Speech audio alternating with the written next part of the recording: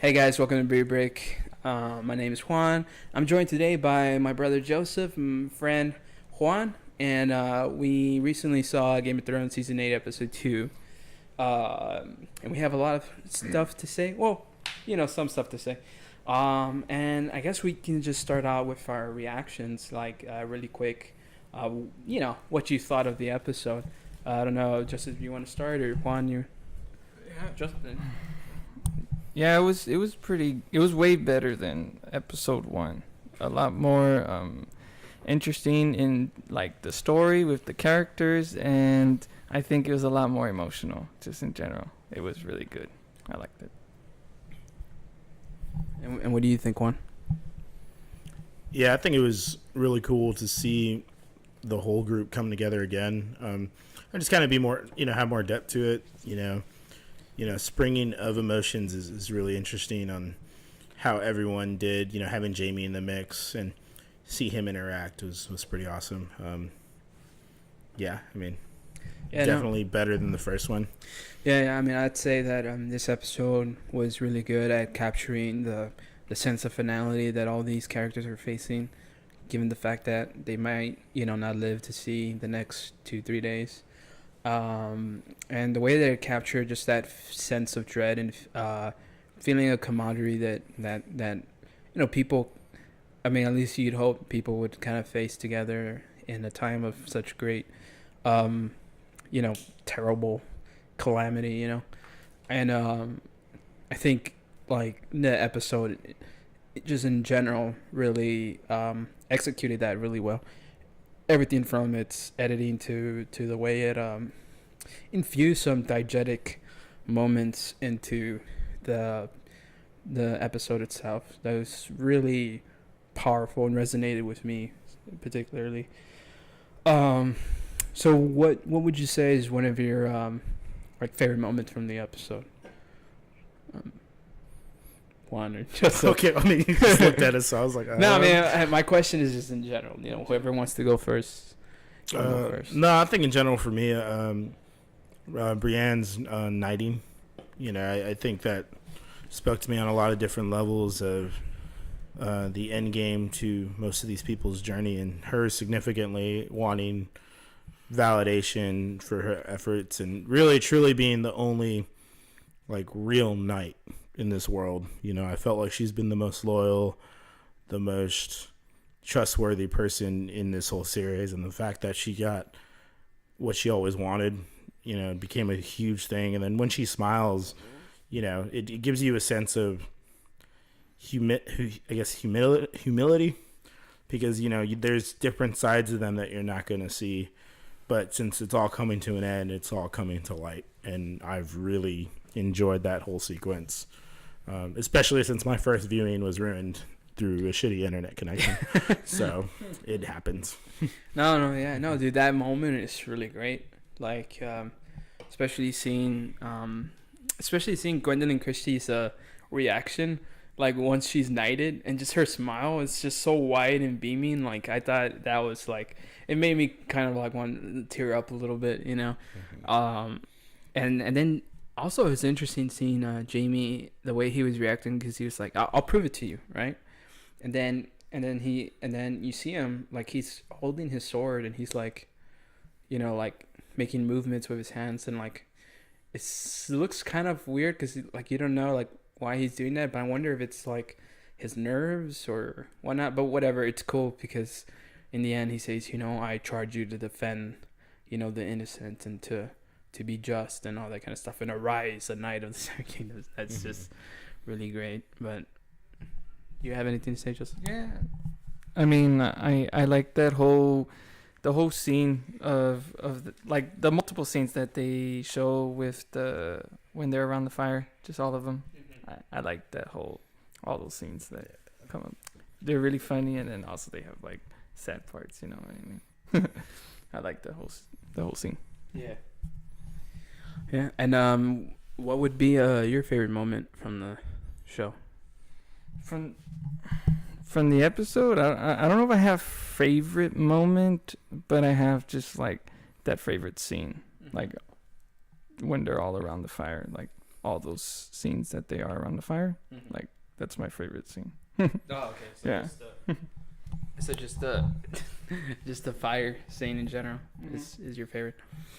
Cool. Yeah, I think it was really interesting just to kind of see them all tell a story and see them all kind of react to like the impending doom happening. Like Torment just continuously to drink nervously, and at least that's how I depicted it. Mm-hmm. Where he's just like, I got mine, and then he just keeps going, and he's drowning in it, kind of just in a sense wanting to forget that this is not happening, you know. And then you kind of see everyone else like, you know, talking in their stories, and you know them continuously going back, and everyone just sharing. And obviously, you know, the knighting was superhuman, and it was awesome. Yeah. No, and that's one thing, you know, you bringing Torment up, and like I have to say, like he's like easily the funniest, best character in the whole series, because like that moment when Dolores and Sam are like hugging each other, and John sees him in the distance, and he goes up to him, and then Torment just like, you know, like My little crow. yeah, like that's just so awesome. Just, you know, that moment in general, just like, yeah, I love Torment. It's gonna suck if he bites the bullet. Yeah, next episode it's gonna suck. But yeah, I guess I would say my favorite moment, I think my most favorite moment in the entire episode for me was definitely when Podrick started singing Jenny Oldstone's song. Just because, at least for me, like I love Lord of the Rings, and that excuse me, and that scene was so strongly evocative of that moment in Lord of the Rings. I've talked to my brother about this, where Mary is singing to the king in Return of the King, just a song, and in the background it's a little different because you're seeing people fight and stuff, but it's just kind of showing the hopelessness of the situation, basically. And it's such a like just poignant moment, especially in that part of the episode, because just especially with the way he's singing and everything, and then it cuts to everyone just kind of like stuck in their moments, you know, like you have Sam and little Sam and Gilly just, you know, laying on the bed, and you have the people around the fire just, you know, being there, being friends. You have, you know, Sansa and Theon just looking at each other, you know, kind of like with a, I don't know if it's like, I feel like it's like a mutual love. I don't know if it's a romantic love, but definitely like, you know, brother, sister, I care about you love for sure. And it's just everybody kind of like stuck in their moment of like peace, you know, and I think them realizing that, you know, this is going to be the last time that they're going to have this kind of peace, and just having that song in the background is so amazing, especially when the song ends, you cut to, you know, people who are not in peace, which is, you know, Jon and Daenerys, you know, obviously. But that scene's definitely my most favorite moment of that episode. Yeah, no, and I think like there's that peacefulness that everyone's just kind of like doing their thing before it's over. But man, it's also eerie because when you listen to those lyrics, I think it foreshadows what's to come, you know, definitely. And the fact that they're just kind of trailing everyone, and everyone basically knows it's very close to the end. And you know, I think that's what's best about that shot, that like they go to everyone, and everyone's an opportunity to just be done, you know, with this part of the season at this point. And it's gonna be really interesting on what happens next. Mm-hmm. What did you think? I mean, did you like the scene or? Oh, that scene whenever he's singing? Yeah. Oh yeah, I liked it. Yeah, it was really cool. I liked it a lot. Like you said, it reminded me of Lord of the Rings. That's like the first thing I thought of. Yeah, it was good. Yeah, no, and it's funny because, you know, like the director said, like, not this director, but the director that's going to direct the next episode, which is Battle of Winterfell. I'm assuming that's what it's called. I mean, I'm sure everyone's referring to it at this point. But yeah, he talks a lot about like how he saw Lord of the Rings, not just for the battle, but for other things as well. And I think you can kind of see it here. But it's great because, I mean, I think, you know, it just shows you how influential Lord of the Rings is, but it just shows you, you know, like a great series is gonna rib off a great series. They're both great series. You know what I mean? So that's really cool. But yeah, I don't know what else. Man, we should just go into predictions and Yeah. who dies next episode. Yeah, because I think that's always everyone's question, and personally, sorry, go ahead. Oh no, predictions. I was gonna ask though, on a scale of 1 to 10. Oh yeah, What would you give the episode? 9 for sure. 9? Yeah, because my last one was an 8. Yeah, This I definitely would give 9. it a 9 also. 9. Yeah. And me too. I'd give it like a 9 for sure. Yeah, definitely amazing. But yeah, sorry. Back to predictions. Yeah, I think predictions for sure. Who lives, who dies? I mean, right out the gate for me, Grey Worm's first to go at some point. I think for sure he's gone. Like, there's no happy ending in my opinion for him and Missandei. But I feel like that's probably the stereotypical way to go, to have the man fall. And I feel like if Game of Thrones goes against type, then Missandei is the one that's gonna fall. Because fair. I mean, I'm just thinking about who's on the front lines for sure. Yeah, for sure. And I'm thinking that too. But I'm thinking if they want to go against type in terms of like stereotypes of fantasy series and stories in general, I would imagine that Missandei being the one to fall, especially because maybe the crypts, might go all, crazy. And I'm assuming Missandei is going to be in the crypts. She might. Yeah, so like them being in the crypts, is there anybody dead in there? Yes, there is, which is kind of weird. I mean, aren't they in danger?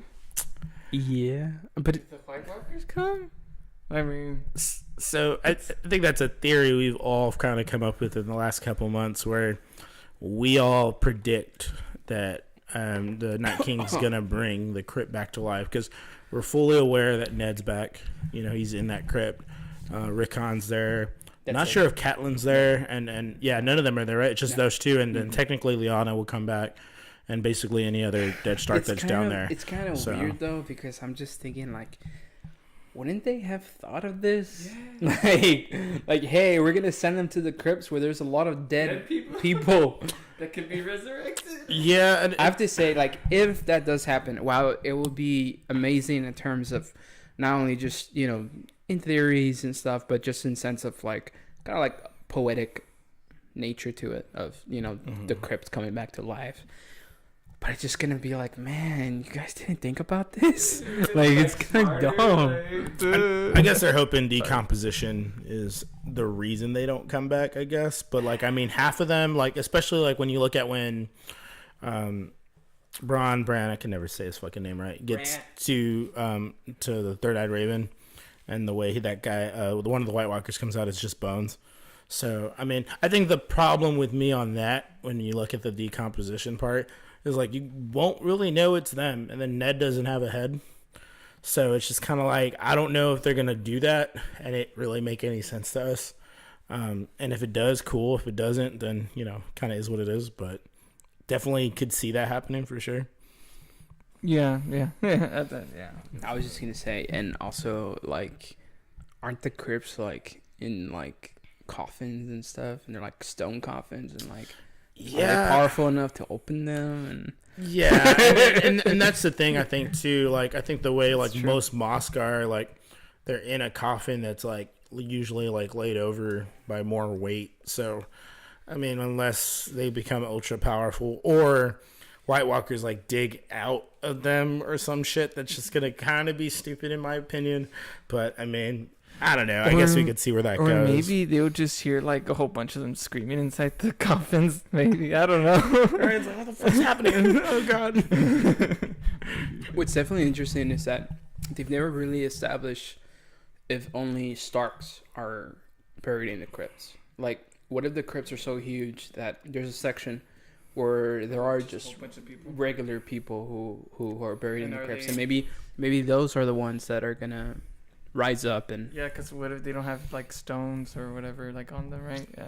Yeah, I guess it's possible. I would figure, since it's in the like more or less the crypts are in the bottom of the castle, it's mostly high highborn usually in there, considering. That's what I was wondering, but I was wondering if whether or not. I mean, because we've just never really gotten the full breadth of like how big the crypts are. Yeah, and what's interesting to that too is that it is in the beginning credit sequence, and they show it. So obviously, we've all in the last episode we did discuss how that's gonna have, probably some foreshadowing effects, and maybe that's part of it. That could be right too, for all we know, and hopefully it is, because I feel like any other way they do it, it's gonna be kind of whack, like in a way, like So it just kind of depends, I guess, how they execute it. So, who do you think is gonna die in sense of like obviously Grey Worm, you said, right? Who else do you think is? Give me 5 people you think for sure are gonna die. Like you think for sure they are gonna die for sure. Brienne. Okay. Brienne's definitely on my list. I know we said Grey Worm. Excuse me. Varys, somehow I see him dying because he just doesn't show an important asset to the show. What do you call it? I really don't want Jorah to die because I don't think his story's over just yet. But I feel like he is one that will go. That's just me. And then Gilly. Yeah. I think for sure. Jorah's gonna die. There's no way he makes it out alive. Yeah, no, I think so too. Especially as much as I don't want him to. Especially because with Sam giving his ancestral sword to Jorah, I was telling Joseph I feel like Jorah lost his ancestral sword because of something bad that he did, which was selling slavers, right, or selling slaves to slavers, right, and he lost his right to that sword, and that right was given to Jon, right, and Jon wanted to give it back, but he said, my father gave it to you. You should keep it, and let it serve you and the children after you, right?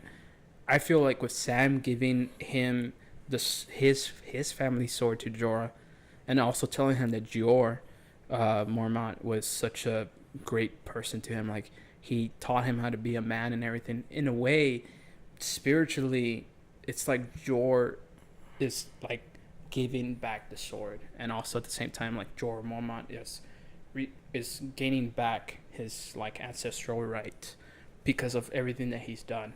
It has led to this moment of him earning the right to be a Mormont again. You know what I mean? And I feel like after that, there's not much left to do with his character, and he's just gonna die.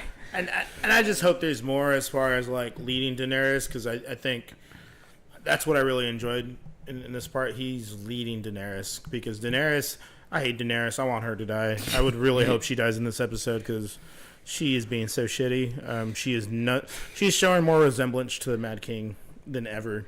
And I think Jorah being that light in that is something that I appreciate, and I hope he can help her not turn. Because again, but you see, I see that happening. It's funny you say that. I think because he dies in this episode, it's gonna be yet another thing that's gonna push Daenerys even closer to being like a villain, which might come to full fruition by the end of the series. Yeah, and again, I want Dany to be good. You know what I mean? Because Jon needs to win. You know what I mean? He hasn't won, especially in love and in his life. Poor guy needs to win, but he ain't gonna win, and that's what makes him a great leader, unfortunately. So again, I want him to win, but if Dany doesn't change, then man, she could die. Yeah, I feel like she might not, but because of the me and Albie, where we thought that maybe she might become like the antagonist for Jon, and that would be pretty. I actually think that's pretty cool, because I know you guys talked about how fake it seemed.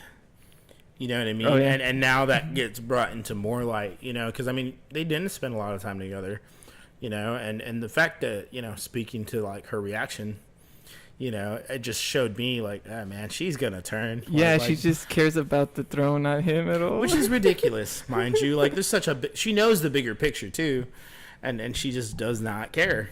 I think she does, but what's interesting, what you were telling me the other week when you were saying that, that when she helped the slaves and it was like a political play, and I said, no, it doesn't seem like it was, but now that you're seeing how she's reacting in these episodes, I feel like maybe a part of it was. You know what I mean? And that would actually form it's not that she doesn't care, because I think you can be a politician and care about people, Yeah. but in the end, still ultimately care about yourself, you know. And I think, but that's also something that I think that might be a tragedy to her character, is that she's not realizing it, you know. And people are telling her, you know, watch it. You're going down that path, but she doesn't want to listen to other people. yeah, she doesn't want to listen to other people, and yeah, it sucks. But if Game of Thrones again is trying to go against the grain, like, I feel like that's the way to go with Daenerys, and it'd be interesting because she'd be the only character in the show where you are able to fully root for her and then not root for her. Yeah. All this, I mean, because obviously you have like somebody like Jaime, right? But over time you start understanding his actions more, and so you don't necessarily not root for him in the beginning, you know. But with someone like Daenerys, you actually go to the whole process of rooting for her and then not rooting for her. And yeah, I mean, what's crazy with that, like, too, like, I feel like she's surrounded by the right people. And I think lately, like, our overall discussions have been about, like, how the will to be evil is based on yourself and no one else. But she's surrounded by loyalty and people that have values and are honorable people. And when, you know, Sansa was like, I trust Brienne's judgment, let's keep him. And then also seeing how Theon came back and was like, I'm here to defend Winterfell because, you know, you guys were my family and honorable people, you know, whatever. And, like, even John's, like, upbringing of coming back and just everyone like, hey, trust John. Like, and everyone has this huge loyalty behind them. And she's seeing it and she's just, like, confused and just like, let me be a bitch. And I'm just like, God, like how do you not see that, like, they're doing the right thing? Because that's intentionally, like, where loyalty, you know, blood is thicker than water. And mind you, she doesn't have any blood outside of John now. But it's just kind of like, you know, savagery, you know, is not necessarily by nature, but it's just what you choose to be. And I think that shows a lot in what she's doing right now. yeah, no, and I thought that it's interesting because I feel like on the opposite end of the spectrum, you understand where Sansa's coming from now more with the second episode, because definitely when they have that interaction and she explains to her, like, you know, like just where she's coming from, how the North said that they weren't going to bow to anyone, the fact that she knows that men can be manipulated when they love a woman, and like, I'm like, oh, okay, now I understand why you're so cold, you know, and deservedly so, because Daenerys continues to be really, you know, it's just not smart either. Like, yes. You know, and Sansa's like a whole different era of Sansa. Because again, like, I think in the last episode I stated how I did not like Sansa, but more and more she's just showing how, man, she listened. You know, she learned from Cersei, she learned from Littlefinger, and more she's using it for good. You know, she's flipping the spectrum and just like, this is how I'm going to look at it. I won't be an asshole, but this is how I'm going to look at it. And it's really cool because everyone is learning from their mistakes and, you know, trying to survive. And Dany's trying to survive, but she still looks at that end goal of like, that's my throne. Yeah. And it's like, she does. It's like, who cares about the throne? Like, we just want to live. Yeah, it's really interesting because I think a lot of people are coming to the conclusion that, you know, having the throne as the way it was as a monarchy is not going to work, but she's the only one that seems intent on keeping that to be the status quo, which is interesting to see if that's going to, I think it's going to be just yet another thing that's going to make her into an antagonist for the season, you know, along with the Night King. But, because we can talk about Daenerys and all those people forever, but, sorry, what are you going to say? No. I just want to lead the next question. Oh, yeah, go ahead, go. Okay, so me and Carlos was talking. He's a part of this podcast as well. Yes. He just has not been able to make it at these. But I genuinely think, and I want to know what you guys think, do you guys think they end the Night King in this episode? Because honestly, in my honest opinion, I think it's too much to handle to have Cersei and the Night King all in one batch and make it cohesive. I like, see. You know what I mean? Like I feel like they're going to just it's going to be the obvious thing, like, oh, the Night King's here, let's join forces and like let's beat him. So, and I don't like that idea. I like the idea that they're very wounded, they're staggered because they don't really have anyone left. But now Cersei's the problem, and it's like, what happens with Cersei? So I'll say my bit, and then I'll pass it to my brother. But I think there's multiple aspects to that. But I think I can see how they can do it and still be interesting, because I did feel like there was a crazy amount of tension when Daenerys was telling Jon, oh, you would have a better claim to the throne. And that kind of reminded me of the whole political aspect of Game of Thrones and seeing that play out. But the thing is, I think, unfortunately, when you have something like what is the Army of the Dead and the Night King, and building them up over the past seasons for so long, I think if you have them end in episode 3, it is incredibly hard to come to a satisfying conclusion in the story, because it's that kind of thing in some stories, and those stories, they also kind of have like I'm not sure if it's a good aspect of the story, but you build something up so much and then just have it be resolved so quickly before the actual end makes it a lot less satisfying. Like Iron Man 3 is a perfect example, where you have the Mandarin, and he's built up to be such an intimidating, a pretty good example. Yeah, he's built up to be such an intimidating character, but then you realize he's just an actor. And I could see where they're going, and I can appreciate it, I can respect it. Doesn't mean I have to love it, Yeah. And in the end, it's fairly disappointing. And I think it'll be hard for Game of Thrones to not be disappointing. I'm not saying that it's not possible, but it'll be very hard for it to not be disappointing if the Night King dies in episode 3 and they just close that part of the story. Yeah, I was like, I'll let you talk, because I have I'm gonna spitball a random idea. Like, obviously, there's no really backing to this, but I have an interesting ploy of where this goes. But I'm gonna let you go for sure. No, I think it's very possible that he could die, and it sucks, but I just wouldn't want that to happen. What I would want to happen is that they just get really messed up and a whole bunch of people die, and then they have to retreat to King's Landing. That would be really awesome, because then it's just oh shit, hey, maybe there's no way to stop him. You know what I mean? I just rather have that happen. Oh man, you said what I wanted to say. So this is what I'm thinking, honestly. So mind you, just because they defeat the Night King doesn't mean the dead die. I think, just say Jon defeats the Night King, one-on-one combat, whatever, but it was never that easy, and the Army of the Dead just gets instantly replaced by the next lieutenant or general, whatever the other White Walkers are, and they continue. So that's when they decide to retreat, and they realize, fuck, that didn't work. And everyone retreats, and now they go to King's Landing. Because even though they know the Night King is dead, it doesn't matter, because somehow, I guess, he gets assimilated into a different White Walker, and it doesn't really end. So, that would be, honestly, that for me, that would be satisfying. What I would add to that is that all the White Walkers die. The Night King doesn't die. All the Whites seem to be dead. But the Night King does something again like Hardhome, and everyone just raises back up. Yeah. And then they're like, fuck. Yeah. That would be legit. See, I would follow that, but the Dragon Glass, the fact that they could kill normal White Walkers with Dragon Glass, and they have so much of it, that I would find it hard to believe, but it'd be interesting to see if it does, though. Cause that would be what? Okay, well, fuck it. I ain't gonna win. You know what I mean? Because I'd probably feel that way too. But yeah, that would be legit if they they're able to maybe fend them off and destroy a lot of their army to the point where it looks like they're gonna win, but then just something happens that they totally just lose, and a whole bunch of people just die, and that would be awesome.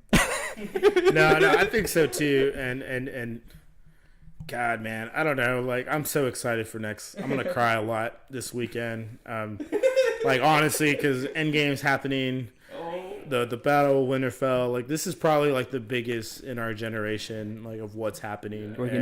we're gonna need therapy after this. Yeah, no shit, man. I mean, I think what's happening with film and TV right now is just so overwhelming, and I'm gonna fucking cry. Like I know I'm gonna cry so much because there's gonna be a lot that happens. Yeah, and it's really interesting because like I've been thinking about like how I always feel like there's always like a moment like whenever you're following a favorite series where things are gonna end and there's a sense of finality to it, and you feel to yourself like, what am I gonna watch? What am I gonna do afterwards? But I feel like this year, more than any year that I've ever like been in, because there's been the years of when Harry Potter finished or the year when other things finished, but I think this year more than ever there's just such a sense of finality to so many things that I'm really thinking like, what is going to be the next thing, because there's so many things that are just coming to an end. And yeah, to say that we're going through this right now, like there's gonna be so many stories to tell of the journey of what we saw, what we witnessed. It's history, man. Like whether it's Game of Thrones or Endgame, it's just crazy that we're gonna say we were there. And like I honestly, I'm gonna have my Blu-ray set, which is gonna be super old, of my grandkids, and be like, you motherfuckers gonna watch this. Let me tell you the greatest 72-hour story ever told. Yeah, no, seriously, yeah, man. I swear, man, it's gonna be. It's something that like I'm so overwhelmed, and I'm not ready. I'm not ready for Sunday.